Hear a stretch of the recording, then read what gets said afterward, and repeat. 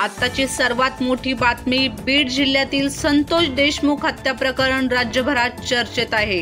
यात खंडणी प्रकरणी अटकेत असलेला वाल्मिक कराडची 14 दिवसांची पोलीस कोठडी आज म्हणजेच मंगळवारी संपली। कराडला आज केज न्यायालयात हजर करण्यात आले। या ठिकाणी दोन्ही बाजूने जोरदार युक्तिवाद केला। वाल्मिक कराडचे वकील सिद्धेश्वर ठोंबरे यांनी जोरदार युक्तिवाद करत माझ्या क्लायंटला विनाकारण अडकवले जात असल्याचा युक्तिवाद त्यांनी केला। युक्तिवाद झाल्यानंतर वाल्मिक कराडला केज न्यायालयाने वाल्मिक कराडला 14 दिवसांची न्यायालयीन कोठडी देण्यात आली, तर मोका देखील लावण्यात आला।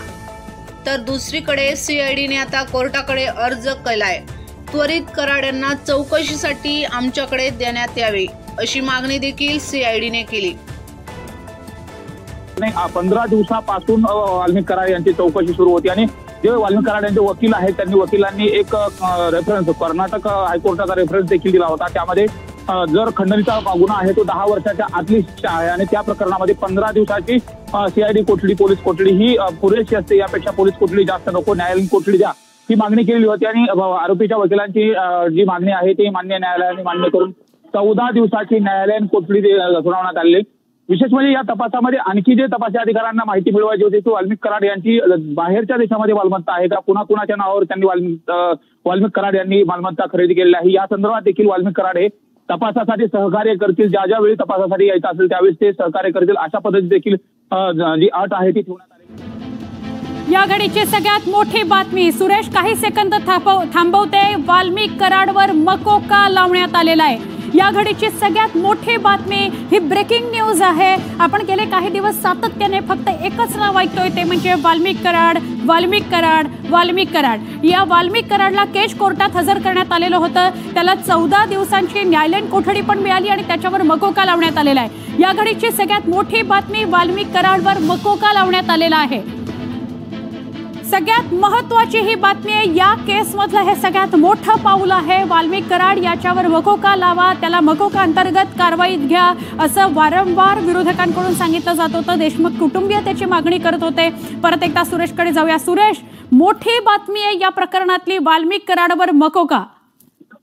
वाल्मिक कराड याच्यावरती मकोका लावणं ही खरंच मोठी बातमी आहे। आता या अगोदर जर आपण बघितलं तर हत्येच्या प्रकरणामधले जे 7 आरोपी आहेत त्या आरोपीवरती 8 आरोपी आहेत त्यांच्यावरती मकोका लावण्यात आलेला होता। संघटित गुन्हेगारी आहे या संदर्भातील जे सबमिशन आहे ते न्यायालयाच्या समोर करण्यात आलेलं होतं आणि त्याच अनुषंगाने संघटित गुन्हेगारीच्या अनुषंगाने हा मकोका लावण्यात आलेला आहे।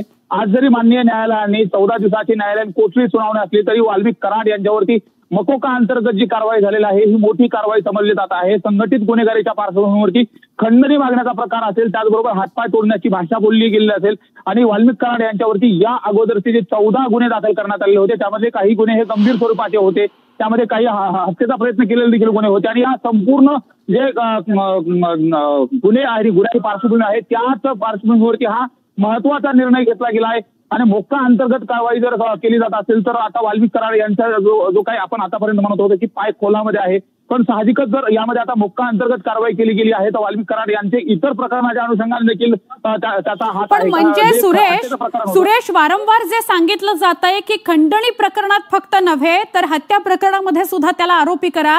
आता मकोका लावल्यावर हत्या प्रकरणासंदर्भात सुद्धा काही विचार होऊ शकतो का, त्यात त्याला आरोपी केलं जाऊ शकतं का? जे न्यायालयाने ग्राउंड या ठिकाणी वापरलं गेलेलं आहे ते ग्राउंडच्या आधारावरतीच हा जो मकोका लावण्यात आलेला आहे तो देखील तशाच पद्धतीने लावला गेला। त्या संदर्भामध्ये जी सूत्रांची माहिती आहे विशेष म्हणजे हत्येचा खंडणीचा प्रकार आणि खंडणीच्या प्रकारातून गंभीर हत्येचा प्रकार घडलेला होता, अॅट्रॉसिटीचा देखील प्रकार घडलेला होता आणि या संदर्भामध्ये धनंजय देशमुख यांनी काल आक्रमक आंदोलन केलं होतं, टाकीवरती चढून चोले स्टाईल आंदोलन केलं होतं आणि देशमुख कुटुंबाची मागणी होती की वाल्मिक कराड यांच्यावरती मकोका अंतर्गत कारवाई केली जावी। तर संतोष देशमुख यांच्या